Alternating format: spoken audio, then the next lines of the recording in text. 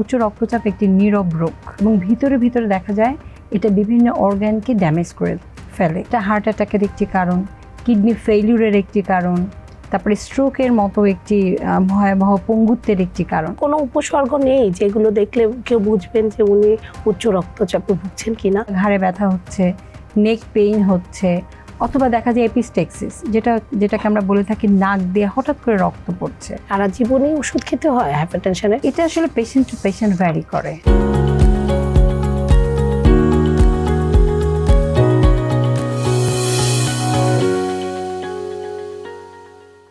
দর্শক, JMI group presence TBS ভালো থাকুন আপনাদের স্বাগত জানাচ্ছি। আমি তাওসিয়া তাজবিম। আজ আমরা কথা বলবো উচ্চ রক্তচাপ প্রতিরোধের উপায় নিয়ে। এই বিষয়ে কথা বলতে আমাদের সঙ্গে আছেন ডাক্তার ঈশিতা বিশ্বাস, সহযোগী অধ্যাপক, মেডিসিন বিভাগ, ঢাকা ন্যাশনাল মেডিকেল কলেজ হাসপাতাল। আমাদের অনুষ্ঠানে আপনাকে স্বাগত। আপনাকেও ধন্যবাদ, টিবিএসকেও ধন্যবাদ।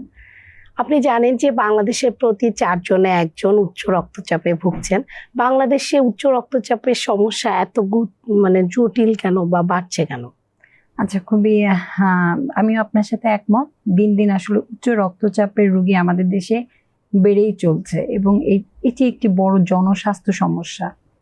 যেটা হচ্ছে, প্রথমেই আসলে এটি বলি যে উচ্চ রক্তচাপ একটি নীরব রোগ, বা এটাকে আমরা বলে থাকি সাইলেন্ট কিলার, নীরব ঘাতক। দেখা যায় যে এই হাইপারটেনশন বা উচ্চ রক্তচাপের জন্য রোগীর কোনো উপসর্গ নাও হতে পারে এবং এটা দীর্ঘমেয়াদী রোগীর ভিতরে কোনো লক্ষণ ছাড়াই থাকতে পারে এবং ভিতরে ভিতরে দেখা যায় এটা বিভিন্ন অর্গানকে ড্যামেজ করে ফেলে। যেমন এটা হার্ট অ্যাটাকের একটি কারণ, কিডনি ফেইলিউরের একটি কারণ, তারপরে স্ট্রোকের মতো একটি ভয়াবহ পঙ্গুত্বের একটি কারণ। সুতরাং এটা আসলে এর জন্যই আমাদের দেশের জন্য এটা খুব গুরুত্বপূর্ণ। এবং ইদানিং দেখা যাচ্ছে young heart attack, young stroke, young বয়সে যে এই ধরনের রোগী কিন্তু আমরা বেশ পাচ্ছি। হয়তো বা তাদের উচ্চ রক্তচাপ শনাক্তই হয়নি।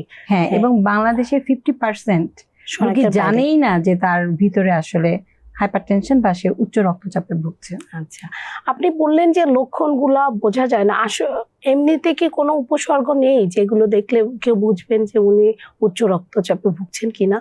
আচ্ছা, প্রথমত যেটা হচ্ছে, এটা উপসর্গ নাও থাকতে পারে, এটাকে আমরা অ্যাসিম্পটোমেটিক বলি। আর কিছু কিছু ক্ষেত্রে দেখা যায় রোগীরা আমাদের কাছে উপসর্গ নিয়ে আসে। দেখা যায় খুব সাধারণ একটু হয়তো বা ঘাড়ে ব্যথা হচ্ছে, নেক পেইন হচ্ছে, অথবা দেখা যায় এপিস্টেক্সিস, যেটাকে আমরা বলে থাকি নাক দিয়ে হঠাৎ করে রক্ত পড়ছে। এই ধরনের সমস্যা নিয়ে আমাদের কাছে রোগীরা আসে এবং বেশিরভাগ ক্ষেত্রেই দেখা যায় উচ্চ রক্তচাপের জটিলতা নিয়েই কিন্তু আমাদের কাছে আসে। যেমন হয়তো বা সে স্ট্রোকের ফিচার নিয়ে আমাদের কাছে আসছে, সে হার্ট অ্যাটাক নিয়ে আমাদের কাছে আসছে, হাইপারটেনসিভ হার্ট ফেইলিউরের ফিচার নিয়ে আমাদের কাছে আসছে। মানে পেশেন্ট যখন আমাদের কাছে আসছে তখন অলরেডি তার উচ্চ রক্তচাপের জটিলতা হয়ে গিয়েছে, বা অঙ্গের বা অর্গানের যে ড্যামেজ হওয়ার কথা, সেই ড্যামেজ নেই আমাদের কাছে আসছে, একদম ক্ষতি হয়ে যাওয়ার পরে আসে। মানুষের শরীরে রক্তচাপ আসলে কত থাকলে সেটাকে আমরা স্বাভাবিক বলবো এবং বেশি হলে উচ্চ রক্তচাপ বলা হবে? আচ্ছা, সেক্ষেত্রে খুব সহজ করে বলি, যদি সিস্টোলিক ব্লাড প্রেশার যদি 140 মিলিমিটার অফ মার্কারি এবং ডায়াস্টোলিক ব্লাড প্রেশার যদি 90 মিলিমিটার অফ মার্কারির বেশি হয়, তখনই আমরা আসলে এটাকে আইডেন্টিফাই করি যে হাইপারটেনশন বা উচ্চ রক্তচাপ। আচ্ছা, তো উচ্চ রক্তচাপ কারো হয়ে গেলে এটা নিয়ন্ত্রণে কি করবে? আচ্ছা, একটা হচ্ছে উচ্চ রক্তচাপ, এখন এই যে আপনি কিছুক্ষণ আগে বললেন যে কেন, এটা আসলে নগরায়নেরও একটি প্রভাব। এটা শহরে বা শহরের বাইরে দেখা যায় যে আমাদের অধিকাংশ মানুষই আমরা আসলে আমাদের খাদ্যাভ্যাসগুলা ফাস্ট ফুড, রেড মিট, তারপর হচ্ছে রিচ ফুড, প্রসেস ফুড, এগুলোতে আমরা কিন্তু অভ্যস্ত হয়ে পড়েছি। আমাদের কিন্তু ফিজিক্যাল অ্যাক্টিভিটি একদম কম। ফিজিক্যাল অ্যাক্টিভিটি কম মানে আমরা খুব ডিজিটাল ওয়ার্ল্ডে থাকতে পছন্দ করি, আমরা প্রচুর পরিমাণ স্ক্রিন টাইম আসলে আমরা পাস করি। দেখা যায় মোবাইল, ল্যাপটপ এগুলো নিয়েই কিন্তু আমরা বেশি ব্যস্ত থাকি। এটা একটা খুব বড় একটি কারণ। তারপর হচ্ছে আমাদের পর্যাপ্ত ঘুম না হওয়া। এই জেনারেশনের মধ্যে প্রায় আমরা রোগী পেয়ে থাকি যে সারা রাত তারা জেগে লেখাপড়া করছে কিন্তু হচ্ছে দিনের বেলা ঘুমাচ্ছে। সো পর্যাপ্ত ঘুম না হলে কিন্তু দেখা যাচ্ছে অনেক কম বয়সে কিন্তু হাইপারটেনশন বা উচ্চ রক্তচাপ হতে পারে। তারপর হচ্ছে মানসিক অস্থিরতা বা মানসিক টেনশন। আমরা এখন খুব স্ট্রেসফুল একটা লাইফের মধ্যে আছি, সবাই কিন্তু একটা স্ট্রেস, এবং খুব সহজে কিন্তু আমরা রেগে যাচ্ছি, খিটমিটে মেজাজ হচ্ছে। তো এই সমস্ত অনেকগুলা কারণের জন্য হচ্ছে উচ্চ রক্তচাপ খুব সহজেই মানে দেখা যাচ্ছে সহজেই আমরা হাইপারটেনসিভ পেশেন্ট হিসেবে পাচ্ছি। তো এই সমস্ত কারণেই আসলে উচ্চ রক্তচাপ হওয়ার প্রবণতা আমার কাছে মনে হয় যে দিন দিন তো বেড়েই এই চলছে। কারণগুলো নিয়ন্ত্রণে রাখলে কি উচ্চ রক্তচাপ নিয়ন্ত্রণে থাকবে, নাকি নিয়মিত ওষুধ খেতে হবে বা অন্য কিছু করতে আচ্ছা, হবে? এই ক্ষেত্রে আসলে আমরা যদি বলেন যে ট্রিটমেন্ট কিভাবে করি, যখন একটা পেশেন্টের হাইপার টেনশন হয়ে যায় সেক্ষেত্রে আমরা তাকে 2 ধরনের চিকিৎসা সাধারণত দিয়ে থাকি। আর যেহেতু উচ্চ রক্তচাপের জন্য মৃত্যু ঝুঁকি পর্যন্ত আছে, সুতরাং এই রোগটাকে তো আসলে আমাদের সিরিয়াসলি নিতে জি। হবে। দেখা যাচ্ছে এখন তার উপসর্গ হচ্ছে না, কিন্তু 10 বছর পরে কিন্তু এটা তার মৃত্যু ঝুঁকি বাড়িয়ে দিচ্ছে। সুতরাং এগুলোর সাথে সাথে আমরা যেটা ফার্মাকোলজিক্যাল ট্রিটমেন্ট বলি, নন ফার্মাকোলজিক্যাল ট্রিটমেন্ট বলি, মানে পেশেন্টস এডুকেশন আসলে একটা উচ্চ রক্তচাপের রোগীর জন্য অনেক বড় ভূমিকা। রোগীকে জানতে হবে আসলে উচ্চ রক্তচাপ কি, উচ্চ রক্তচাপ হলে আমার জীবন যাত্রাটা কেমন হবে, আমার লাইফস্টাইল মডিফিকেশনে কি কি পরিবর্তন আনতে হবে, সাথে সাথে কি কি ওষুধ আমি সেবন করব। তবে ওষুধের ব্যাপারটা অবশ্যই একজন চিকিৎসক দ্বারা প্রেসক্রাইবড হতে হবে, কারণ এক একজন রোগীর জন্য কিন্তু আমরা এক এক ধরনের ওষুধ আমরা সিলেক্ট করে থাকি এবং ওষুধের সাইড ইফেক্ট হতে পারে। তখন সাইড ইফেক্ট হলে আসলে কি করতে হবে সেটাও আসলে রোগীকে জানতে হবে।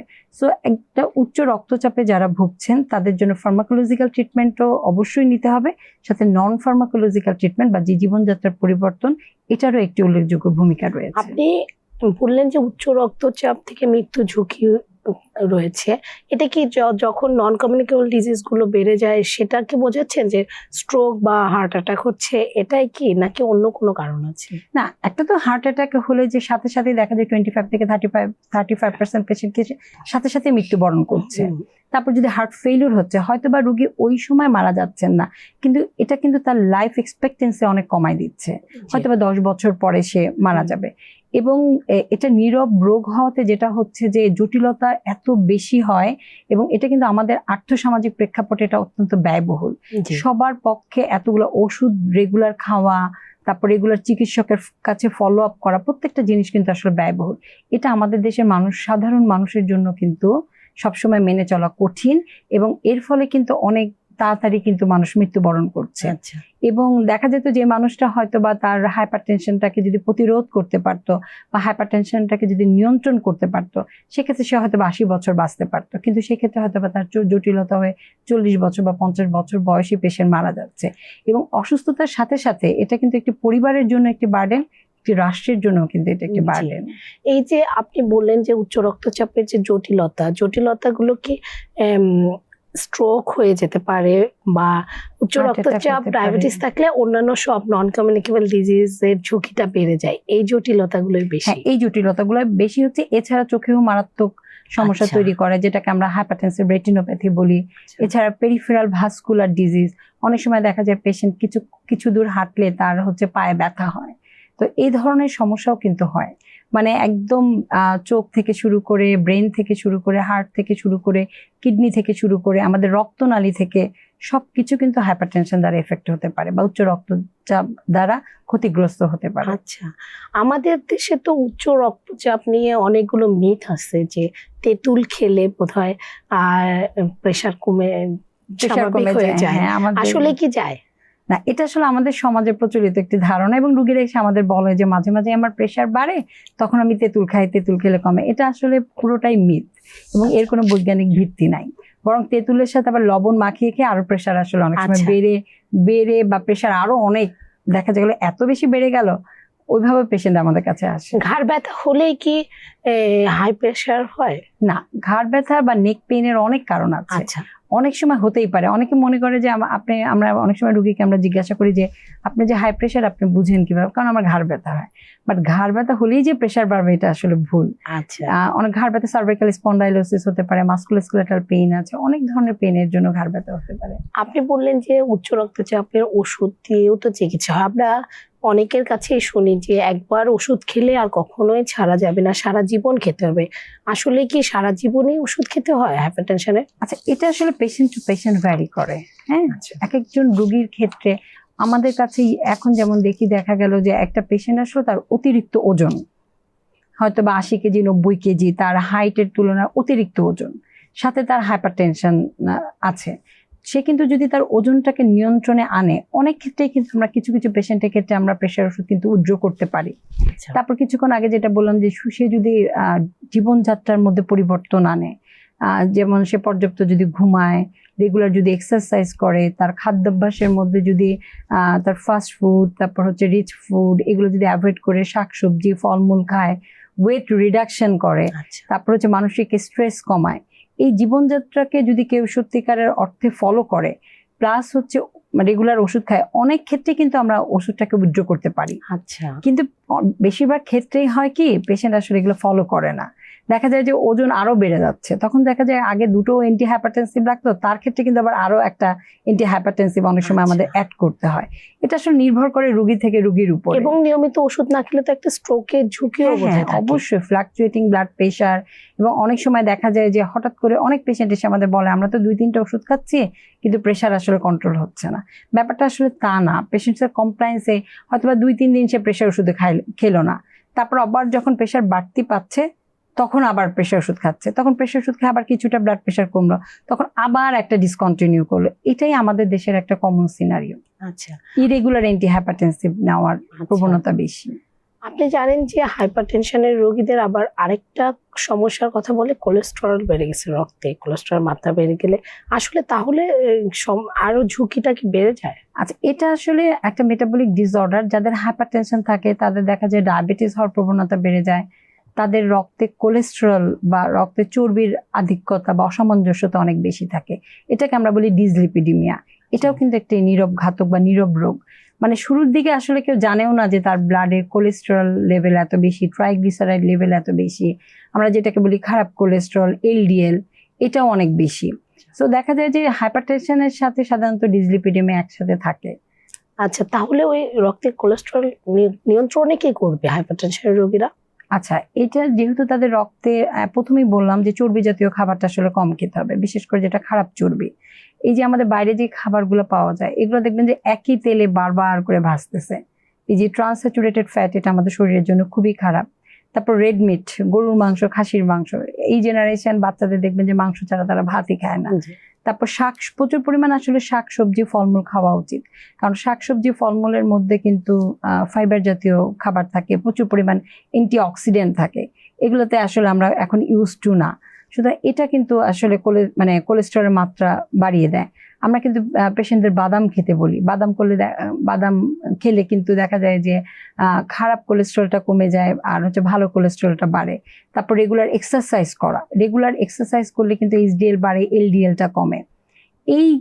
এই জীবনযাত্রাটা সবকিছুর সাথে, হাইপারটেনশনের সাথে, তারপর উচ্চ যেটা ডিসলিপিডিমিয়া বা রক্তে চর্বির পরিমাণ বেড়ে গেলে, এই সমস্ত ক্ষেত্রেই যদি একটা জীবনযাত্রার মধ্যে পরিবর্তন আনা যায় তাহলে কিন্তু রক্তে চর্বির পরিমাণটাও কিন্তু কমানো যায়।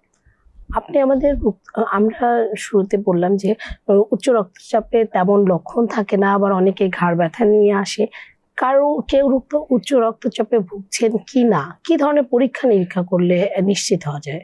আচ্ছা, এই ক্ষেত্রে আমরা বলি যেহেতু প্রাপ্ত বয়স্ক মানুষের ক্ষেত্রে 140/90 মিলিমিটার মার্কারি বেশি হলে তাকে আমরা উচ্চ রক্তচাপের রোগী হিসাবে লেভেল করছি। সেটা কতদিন ধরে থাকলে? আচ্ছা, এটার কিছু নিয়ম আছে, যেমন আমি এখন দৌড় দিয়ে আসলাম, সাথে সাথে কি ব্লাড প্রেশারটা মাপবো? সেটা না, আসলে আমাকে আধা ঘন্টা কাম অ্যান্ড কোয়াইট পজিশনে থাকতে হবে, স্ট্রেস ফ্রি থাকতে হবে, ওই 30 মিনিটের মধ্যে কফি, চা, স্মোকিং এগুলো আসলে কিছু করা যাবে না।